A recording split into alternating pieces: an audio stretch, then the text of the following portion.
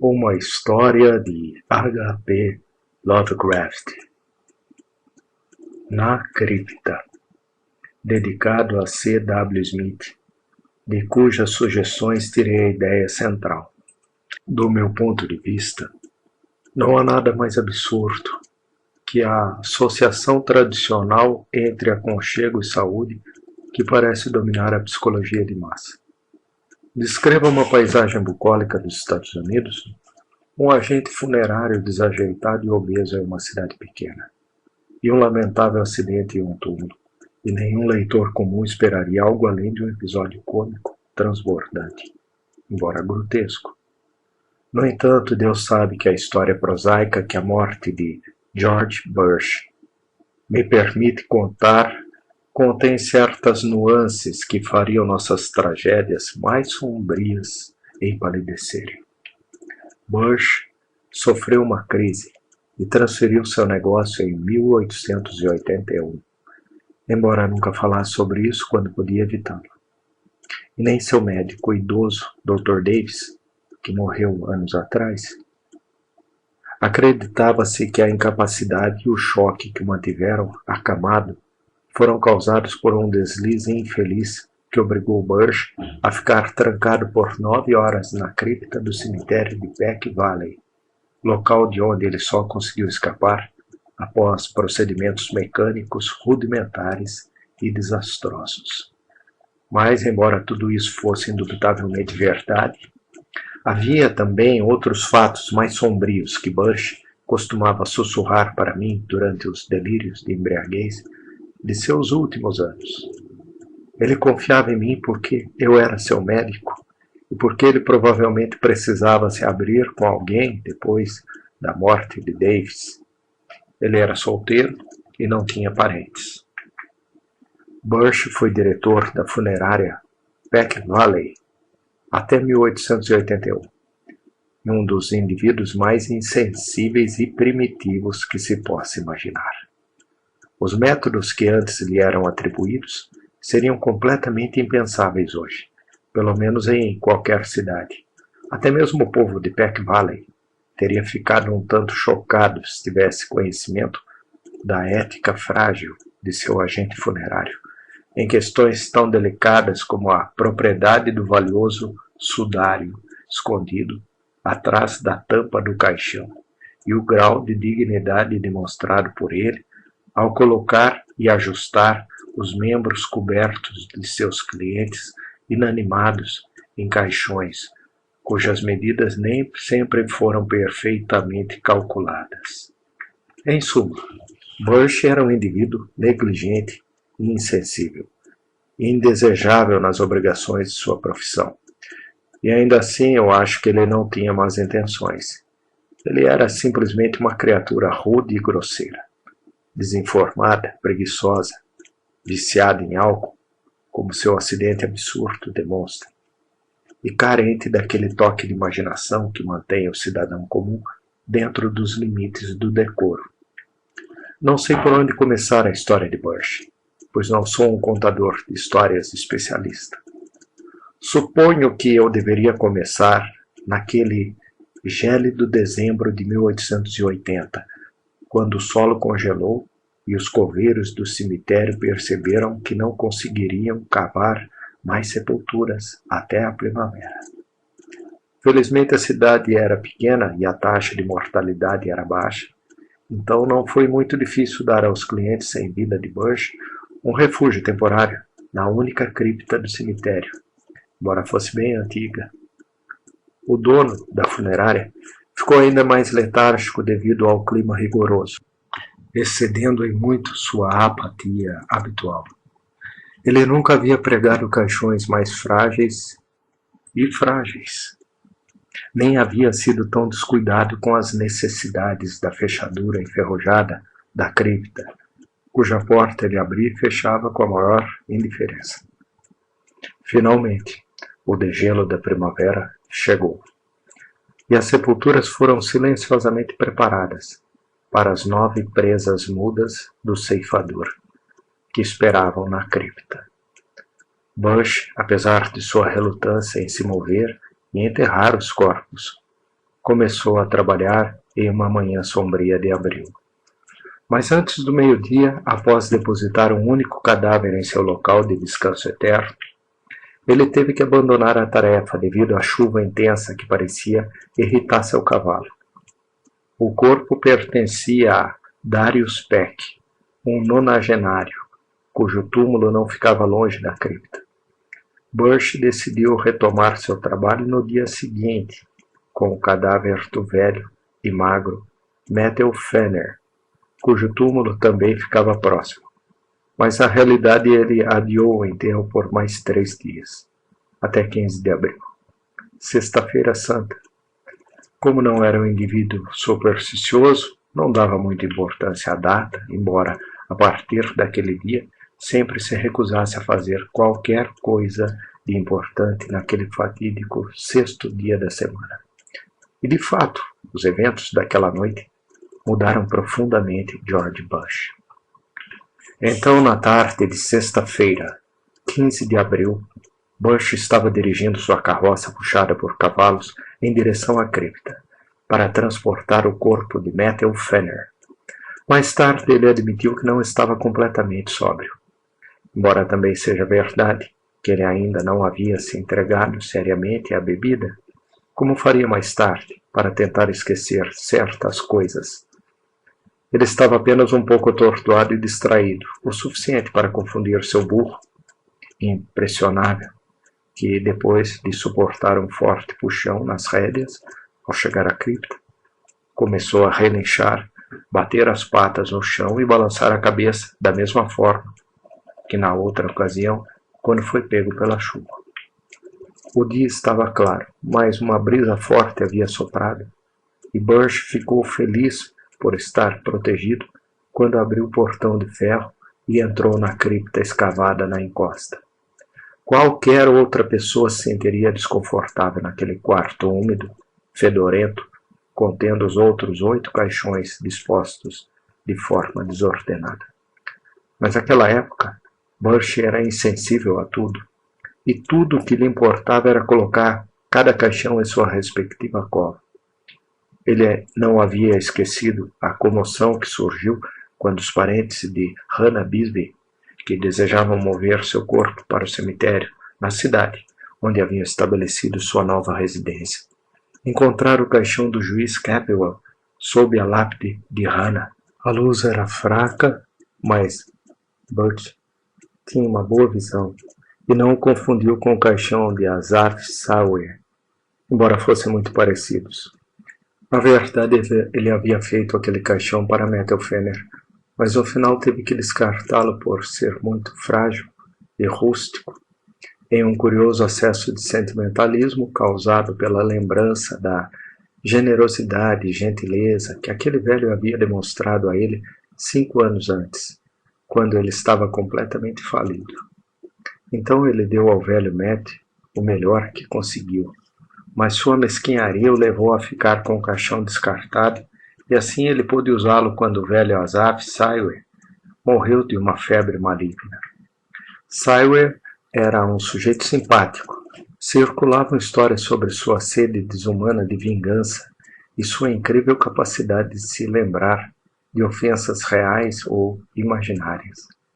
Bush não sentiu nenhum escrúpulo em lhe atribuir o caixão frágil, que ele empurrou para o lado enquanto procurava a caixa de Fenner. Assim que ele reconheceu o caixão de Matt, uma rajada de vento bateu à porta, mergulhando em uma escuridão ainda mais profunda. Apenas alguns raios fracos de luz filtravam pelo estreito lintel, quase nenhum pelo duto de ventilação acima de sua cabeça. Então ele teve que tropeçar entre as caixas alongadas enquanto procurava a maçaneta da porta. No meio daquela luz fúnebre, ele puxou a maçaneta enferrujada, empurrou as placas de metal e se perguntou por que a porta de repente havia se tornado tão teimosa. Estava ficando escuro, e então ele começou a perceber sua verdadeira situação. Ele começou a gritar de terror, como se seu cavalo pudesse fazer algo mais do que responder com um relincho de indiferença. A verdade é que a maçaneta da porta, depois de muitos anos de abandono, quebrou. E o descuidado dono da funerária ficou trancado na cripta, vítima de sua própria negligência. Os eventos devem ter ocorrido por volta das 3:30 da tarde. Bush, que era um homem pragmático, eminentemente prático, imediatamente parou de gritar e começou a procurar algumas ferramentas que se lembrava de ter visto em um canto da cripta. Não está totalmente claro se ele se sentiu intimidado por aquela situação um tanto horrível e tremendamente absurda, mas o fato de estar trancado ali, tão longe dos lugares comuns onde acontecia a vida cotidiana dos homens, foi o suficiente para exasperá-lo profundamente. Suas tarefas diárias foram tristemente interrompidas e, a menos que a providência levasse algum caminhante desavisado até lá, ele teria que passar a noite na cripta. Ele logo encontrou a pilha de ferramentas e, depois de pegar um martelo e um cinzel, Bush voltou para a porta sobre os caixões. O ar estava começando a ficar muito denso, mas ele não pensou muito nisso enquanto mexia na pesada e enferrujada maçaneta de metal. Ele teria dado qualquer coisa por uma lanterna ou um pequeno pedaço de vela, mas sem nenhum dos dois tentou se virar na penumbra da melhor maneira possível. Quando percebeu que a manivela não iria se mover, com apenas aquelas ferramentas frágeis e em condições de iluminação tão ruins, Bush olhou ao redor em busca de outras saídas possíveis. A cripta havia sido escavada na encosta da colina, de modo que o estreito poço de ventilação, acima da sua cabeça, atravessava vários metros de terra, tornando essa rota de fuga impraticável. No entanto, acima da porta havia uma espécie de abertura sobre um pilar embutido na fachada de tijolos. Talvez um trabalhador diligente conseguisse alargá-la. Então ele olhou para ela, quebrando a cabeça para pensar em uma maneira de chegar ao degrau. Não havia escada na cripta. Os 5 nichos nas laterais e na parte de trás, que Bush nunca se preocupou em usar, não permitiam acesso ao topo da porta. Somente os próprios caixões poderiam se tornar degraus em potencial e, ao considerar essa possibilidade, pensou na melhor forma de posicioná-los. Ele decidiu que 3 caixões seriam suficientes para atender à demanda, mas que seria melhor usar 4. Os caixões eram praticamente idênticos e podiam ser empilhados uns sobre os outros. Então ele começou a calcular como organizar os 8 degraus da maneira mais estável para criar uma plataforma escalável de 4 degraus. Enquanto pensava em tudo isso, ele não pôde deixar de desejar que as unidades da escada planejada tivessem sido construídas de forma mais sólida. Se ele teria imaginação suficiente para desejar que as caixas estivessem vazias, é uma questão que já levanta sérias dúvidas.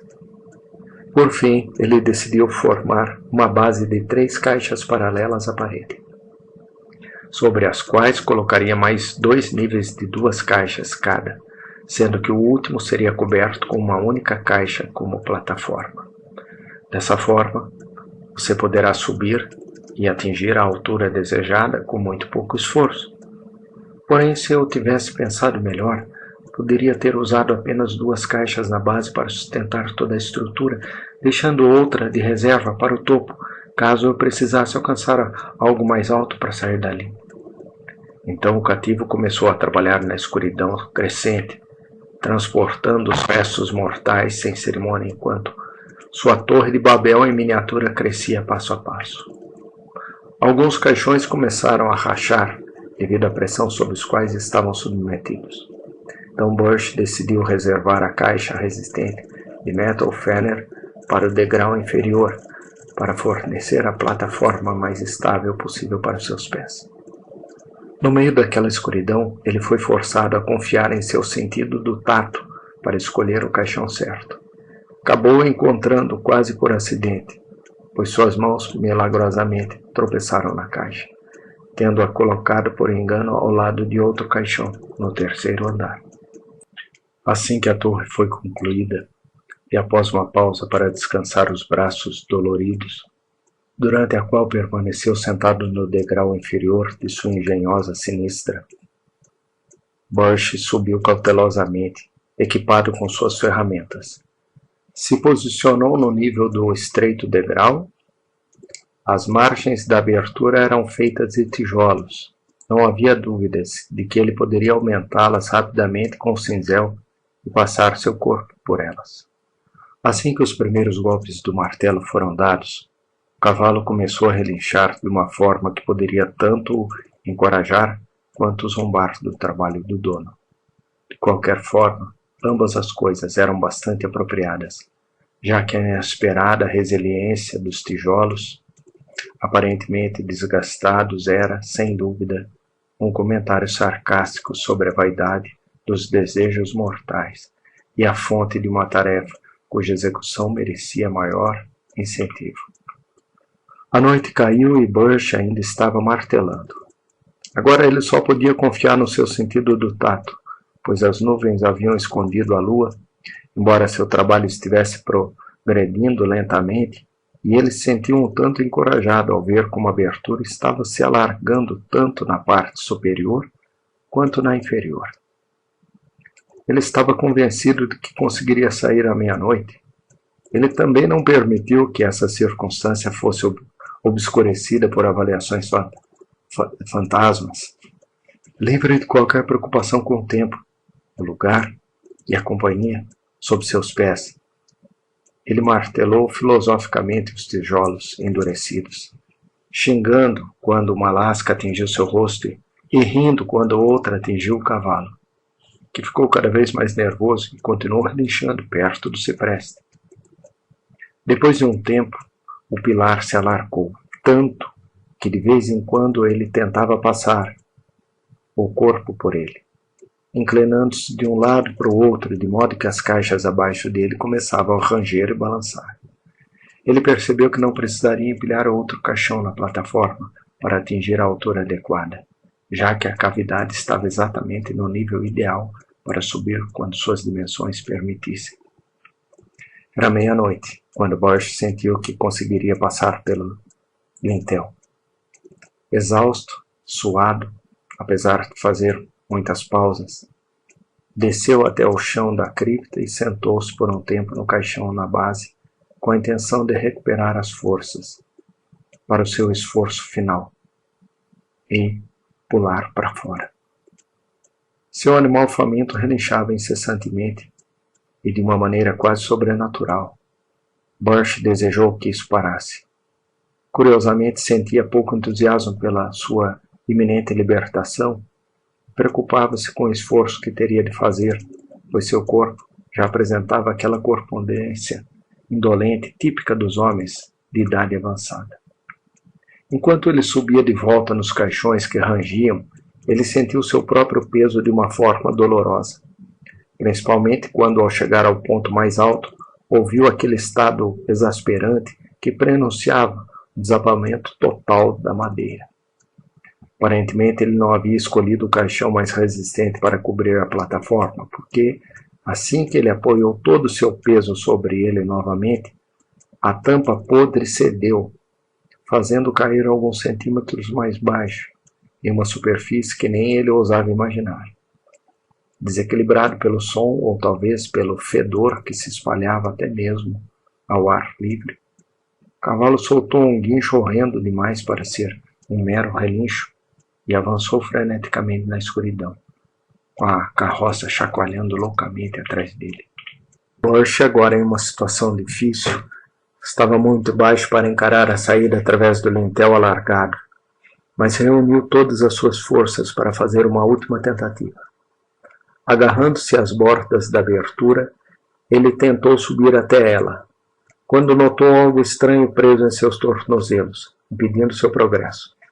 Então ele soube o que era medo pela primeira vez naquela noite, pois, apesar de todos os puxões, ele não conseguia se libertar do abraço misterioso que mantinha seus pés presos.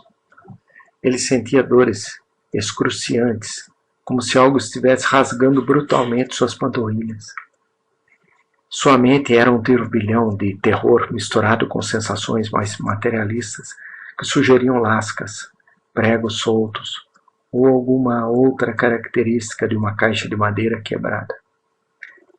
Ele pode ter gritado. O que está claro é que ele começou a chutar e se contorcer freneticamente, mecanicamente, enquanto sua consciência estava praticamente eclipsada por um leve desmaio. O instinto o guiou, enquanto ele se contorcia pelo portão, e novamente depois, enquanto se arrastava pelo chão após o baque surto do pouso no chão encharcado.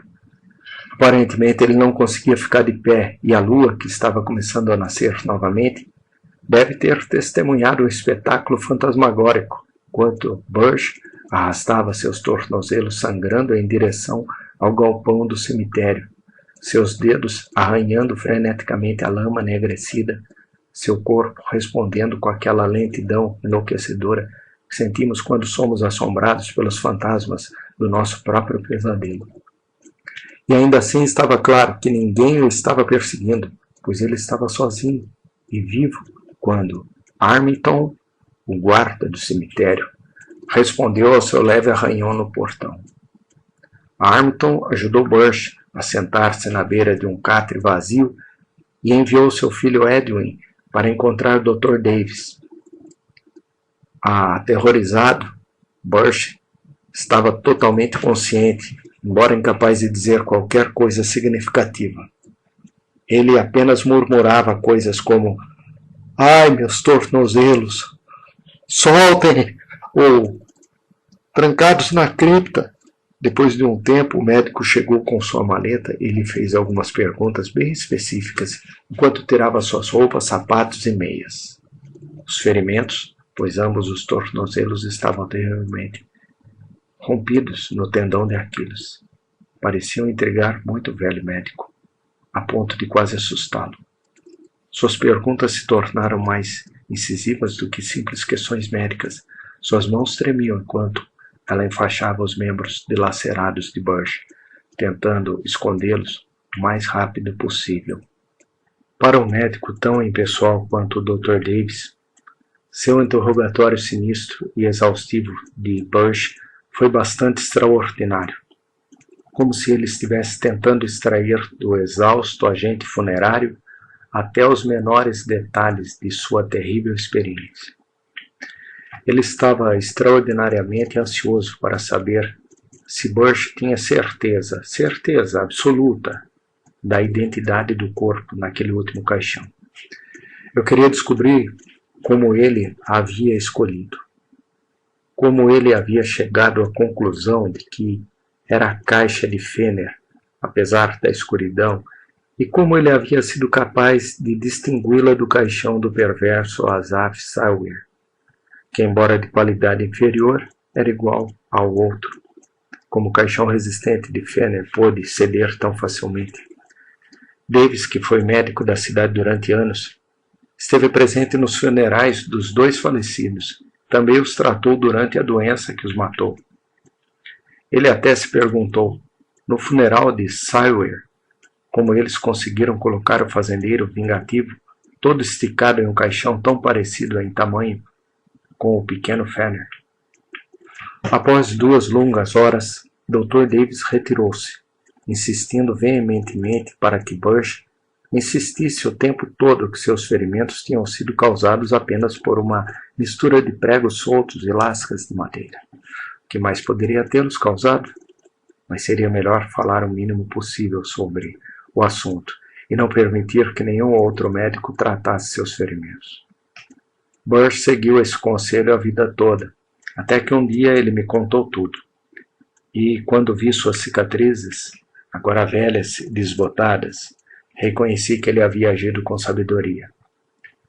A claudicação o atormentou pelo resto de seus dias, devido aos cortes profundos que haviam rompido seus tendões, mas acho que a maior ferida estava em sua alma. Seus processos mentais, antes tão fleumáticos e lógicos, ficaram profundamente marcados, e era lamentável observar suas reações a referências casuais como sexta-feira, cripta, caixão, e outras palavras com conexões menos óbvias. O cavalo aterrorizado de Bush havia retornado para casa, mas a sanidade de seu dono não foi capaz de fazer o mesmo. Ele transferiu seu negócio, mas desde então sempre houve algo que o preocupava. Talvez fosse apenas medo misturado com uma espécie de remorso estranho, tardio, por sua antiga vulgaridade. A bebida, é claro, só agravou aquilo que pretendia amenizar. Quando o Dr. Dave saiu de Bush naquela noite, ele pegou uma lanterna e foi até a antiga cripta no cemitério. O luar brilhava nos fragmentos de tijolos e na fachada antiga. A maçaneta do portão cedeu facilmente a um pequeno empurrão de fora. Entorpecido por suas muitas experiências terríveis na sala de dissecação, o médico entrou na cripta e olhou ao redor, reprimindo a náusea mental e física causada por tudo que via e cheirava. Ela apenas emitiu um grito alto e forte, e então o suspiro abafado que foi ainda mais terrível do que qualquer grito agudo. Ele então correu até o guarda, quebrou todas as regras da profissão médica, levantando e sacudindo seu paciente, enquanto soltava uma série de sussurros assustadores que ressoavam nos ouvidos atordoados de Bush como o chiado de vitríolo quente. Era o caixão de Asaph. Bush, exatamente como eu supunha. Reconheci os dentes dele, que não tinham os incisivos do maxilar superior. Pelo amor de Deus, nunca mostre essas feridas. O corpo estava em um estado muito avançado de decomposição, mas eu nunca vi uma expressão tão vingativa em nenhum rosto, vivo ou morto. Você sabe quão rancoroso era aquele Asaph implacável, como ele arruinou o velho Raymond 30 anos depois daquela briga que eles tiveram sobre uma questão de limites, e como ele pisoteou o cachorrinho que o mordeu 1 ano atrás, em agosto. Ele era o mal encarnado, Bush, e, na minha opinião, sua estrita observância de olho por olho triunfou sobre a própria morte. Deus, que fúria ele tem! Ele ficaria apavorado se ela tivesse descontado em mim. Por que você fez isso, Bush? Asaph era um canalha, e eu não o condeno por fornecer a ele um caixão descartado, mas ele cruzou a linha novamente. Qualquer outro caixão teria servido. Você sabia que o velho Fenner era um homem pequeno. Nunca mais vou conseguir tirar da cabeça a imagem que vi enquanto eu viver. Você deve ter ficado se debatendo em desespero, enquanto o caixão de Asaph jazia no chão.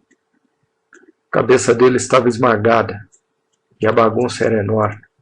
Já vi coisas assustadoras antes, mas nada se compara ao que descobri na cripta. Olho por olho, céus, Bush, você pediu. Aquele crânio me embrulhou o estômago, mas a outra coisa era muito pior.